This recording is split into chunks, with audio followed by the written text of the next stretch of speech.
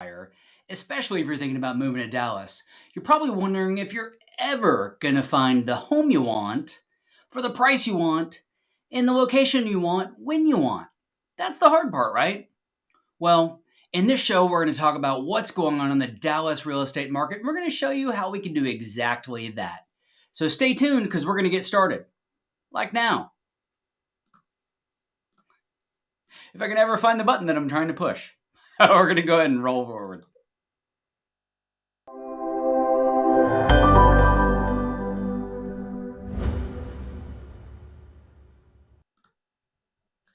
Welcome back to Dallas Real Estate Live. I'm your host, Brian White, and this is the show where we help home buyers just like you get all of the information they need to feel comfortable and confident buying the next home.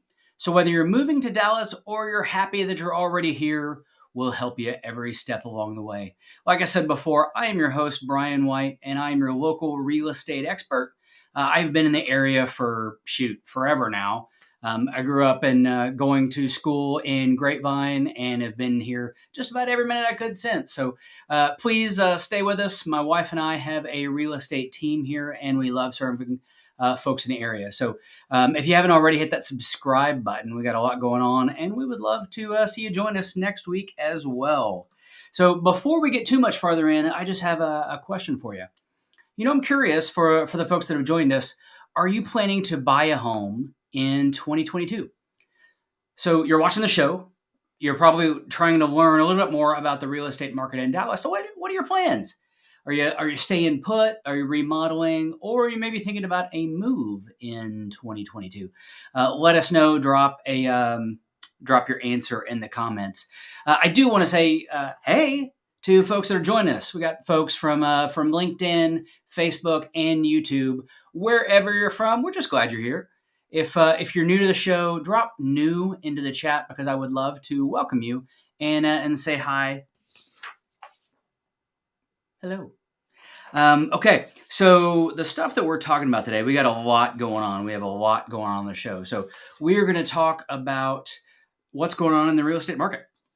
Specifically, what's going on with inventory. There has been a real question about, we've had some inventory trends, and really for the last 18 months or so, there haven't been enough homes on the market. There just haven't been enough homes on the market. So, but that doesn't necessarily mean that real estate sales have been impacted. So we're going to talk through that and what all that means. We're going to talk about the sales trends over the last couple of years. We're going to talk a little bit about new construction. So if you've ever thought, maybe you answered that question a minute ago with a yes, maybe that made you think. If you've ever thought about new construction, we're going to talk about what's going on in new construction and what that might mean for you and your future home buying plans. And then the question we get most often is, what are we expecting in 2022? So what are we expecting home prices to do? What are we expecting mortgage prices to do? What are we expecting for all of that? So we have a lot going on today in our show. So first, let's talk about those real estate trends. I'm going to share my screen.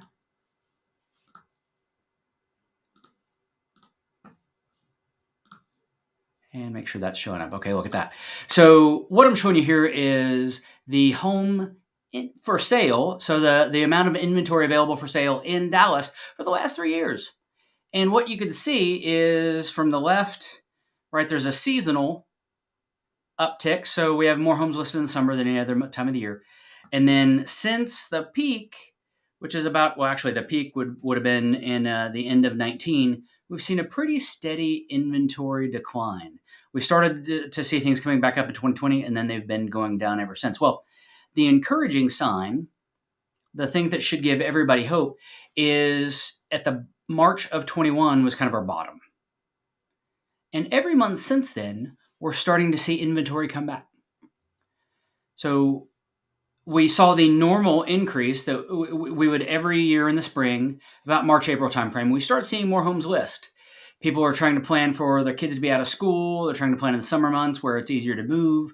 Whatever the reason, we start to see more homes list in the summer. Well, we saw that this year, which was great. After seeing months and months of decline, we saw the inventory increase.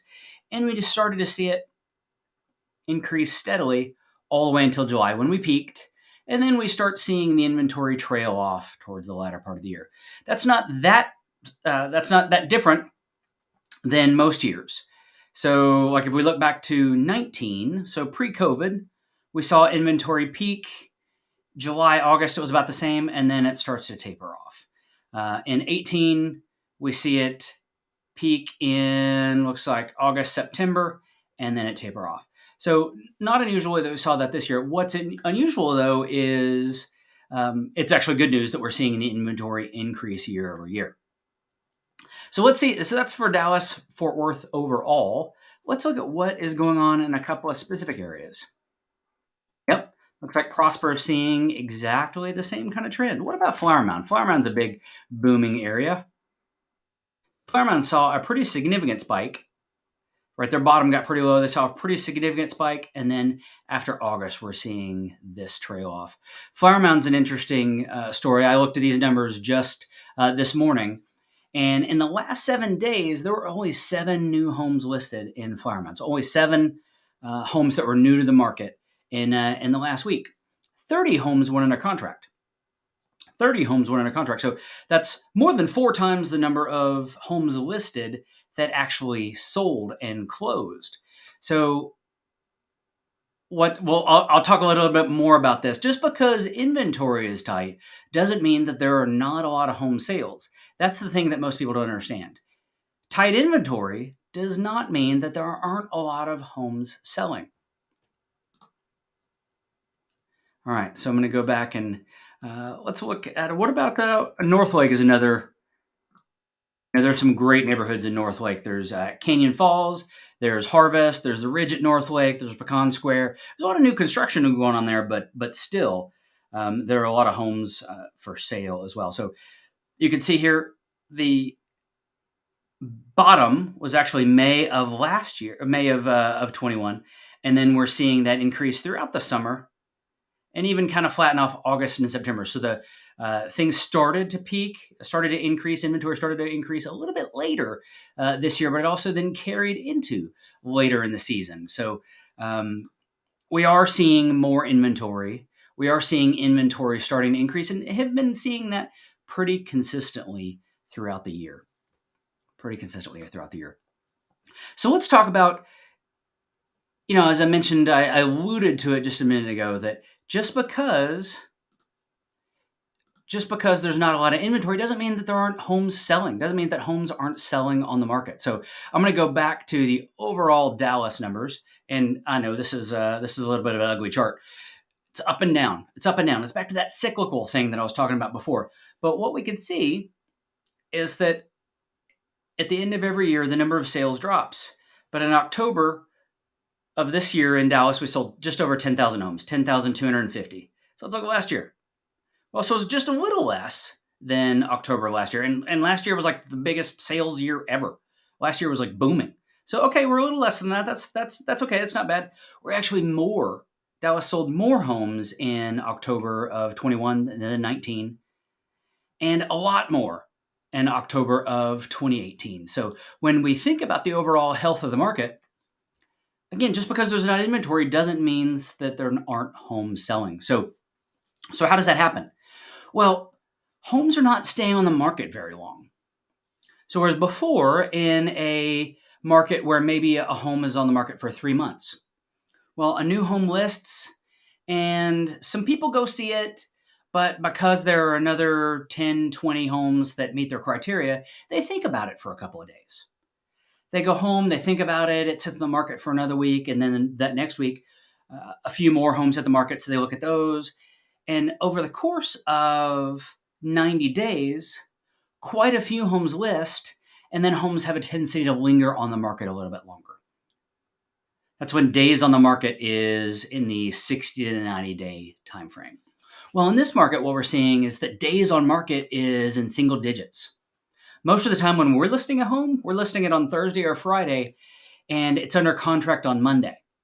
And the only reason it takes that long is because we're waiting a few extra days to collect multiple offers as we negotiate through things.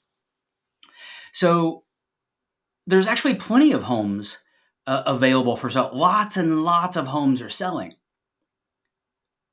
It's just that they're selling really, really quickly, so there's not a ton of inventory in the market. So when we're looking at prior years, it looks like, no, there's nothing in the market. Well, actually there is. We just have to be ready. So if you're thinking about making a move, whether you're moving to Texas from California or you're just moving to Dallas from other areas in Texas, moving across town. So here's a few of the things that you need to do to be ready when you're making your purchase. Number one is you need to have already thought through listing your home. You probably need to have your home already under contract. It's very difficult in this market to get contingent purchases, get contingent contracts approved. So you need to already have your house listed and probably under contract.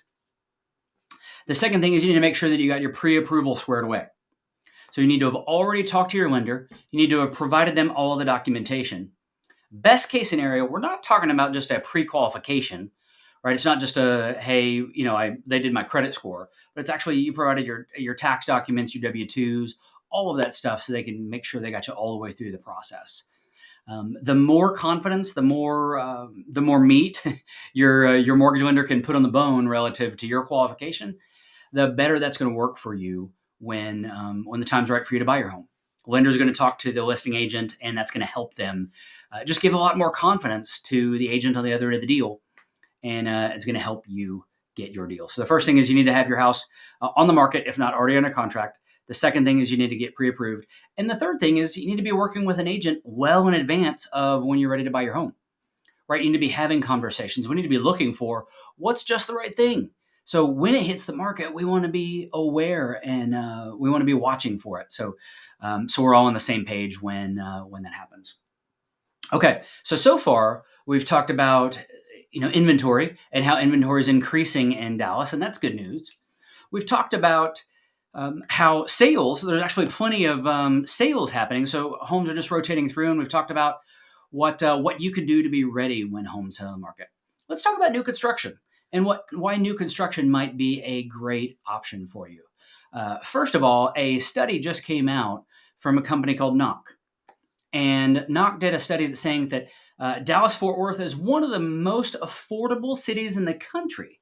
One of the most affordable cities in the country for new construction. That's awesome. It's a great place to buy a new construction home. So there are a lot of great new neighborhoods that we love in Dallas-Fort Worth. And if you check out some of the other videos on our channel, we actually share things that you want to know about a lot of those neighborhoods. We talk about Pecan Square and Canyon Falls and Windsong Ranch and just some amazing neighborhoods that have some terrific new construction homes. I was in Windsong Ranch just this last week with a client that's moving here from California, and she absolutely fell in love. There are just so many amenities and so many great things to love. And she's actually a great example of the reason that new construction can work so well for buyers. Like I said, she's somebody that's coming from California, and the fact that we're able to find a home that she can purchase, it looks like that home is going to finish in the April-May timeframe. Well, we can go ahead and get that rolling, and she's got a house secured. Well, now she's got the option to sell her home, and she knows her timing, right? So if it's going to close in May, well, then she knows she needs to list it in late March, early April, and she can time things so that everything works out. It's one of the real advantages of new construction is knowing what a timeline is. You can work towards it. You don't have to have your home already in a contract. You don't have to sell your home ahead of time. You could do that all at the same time and make your timing work. The fact that Dallas-Fort Worth is one of the most affordable markets for new construction is an added bonus. It's an added bonus. All right. So we've talked about a lot so far. Now let's turn the page a little bit and let's talk about what we can expect in terms of home prices going forward. So like I said before, I get this question on a super regular basis that people saying that, hey, I'm just going to wait. I'm just going to wait for home prices to come back down. I think foreclosures are going to happen. I think and the market has been super hot and we expect home prices to come back down. Well, not necessarily. Not necessarily. What the data is showing is actually that home prices are going to increase less aggressively than they have in the past, but they're not going to come back down. So The analysts are predicting that home prices are going to go up almost 6% in 22, 4% the year after, and a more moderate 3.5 and 3.5 in the months following that. So home prices are expected to increase pretty much every year through 2025. So if you're thinking about waiting for home prices to come back down, there's just not really any evidence that that's going to happen. The analysts aren't predicting it. Most of the mortgage lenders aren't predicting it. The realtors definitely aren't predicting it. There aren't any empirical signs on the market that home prices are going to come back down. In fact, the data is showing that home prices are going to increase 32% by 2025. 32%. So let's do a little math on that. If you're talking about, if home prices go 32%, let's just say you're thinking about buying a $400,000 house. If you're thinking about buying a $400,000 house right now, you can buy it for $400,000. Or if you want to wait 4 years until 2025, that same house is going to cost you $520,000. That same house is going to cost you an extra $120,000 if nothing else changes. Or you could buy it now, own it for 4 years, and you will have earned $120,000 just for making your payments, just for owning the home. That's nuts. There's no reason to wait. I'll do the same math for you again, and let's just say you own a $400,000 house today, and you're thinking about upgrading. Maybe you're thinking about buying an $800,000. You're stepping way up. You're going to buy an $800,000 house as your next home. Well, today you could buy that $800,000 house for $800,000. But if you own your $400,000 house and you decide that, okay, I'm going to wait 4 years and it's $520,000, that's cool. But then you're going to buy that $800,000 house in 4 years in 2025, then that house is going to cost $1,040,000. So now there's a $520,000 gap. You've actually lost $120,000 worth of equity in purchasing power. It just doesn't make sense to wait. It doesn't make sense to wait. So that's home prices. What's going on with the mortgage rates? Well, pretty much across the board, people are expecting that mortgage rates will increase across the board. So, I mean, like literally, Freddie Mac, Fannie Mae, the Mortgage Bankers Association, MBA, and the National Association of Realtors. Everybody is expecting mortgage rates to increase. The only question is how much. So on average, they're expecting rates to be about 3.6 by the end of the year. If you watch our show regularly, we had Jim Juergens from Certainty Home Loan on our show last week, and he talked a lot about where mortgage interest rates are heading. And what he said is that he expects rates to go up 0.5% next year. Well, 0.5% in the overall payment is a really big deal. It's a really big deal. In fact, interest rates are actually the single biggest predictor of home affordability when you go to buy a home. Yeah, I mean, it's super important that you don't overpay for a home. Nobody wants you to pay too much for a home, and that's why appraisals are in place to keep you from paying more than market rate for a home.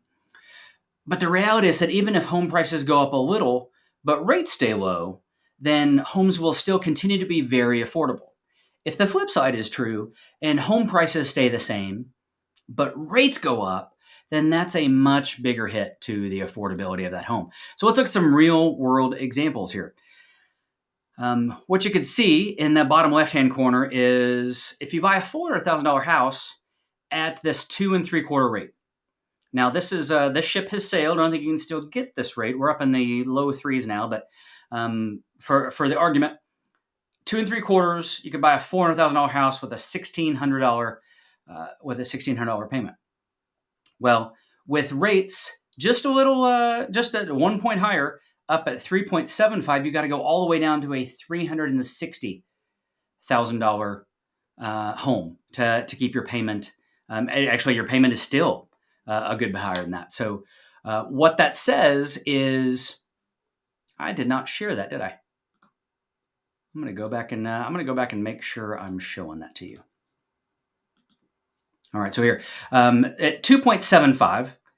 You could buy a $400,000 house at $1,633.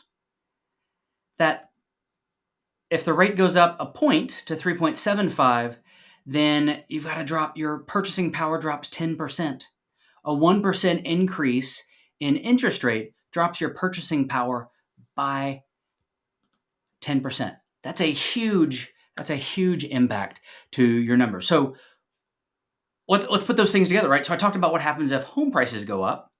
Well, and I talked about independently what happens if interest rates go up. Well, if the two of those things go up together, then your purchasing power drops dramatically. So if you're thinking about buying a home, look, I'm not trying to talk you into buying a home, but if you're thinking about buying the home in the next 1, 2, 3, 4 years, then it makes a lot more sense to do it sooner than later, so you can enjoy that increased equity. You can enjoy that. You can enjoy the benefits of owning the more expensive home here sooner, and you can get it in a way that is super affordable. So, we talked about a lot today. That's all the time that we have for our show. So I hope that was helpful. If you're at all curious about what's going on in the North Texas market, maybe you're curious about one of the neighborhoods, whether it was Prosper and Windsong Ranch, or Northlake with Canyon Falls or Pecan Square, any of those neighborhoods, we'd love to chat with you. I'll include a link in the comments below so you can schedule time. Let's talk about your goals and how we can help you get there. If you haven't already, be sure to hit that subscribe button so you don't miss our update next week. And I will wrap the same way our church does each and every week, letting you know that, you know what? God is good. Jesus has forgiven you. You are loved. And everything is possible. Blessings. I'll talk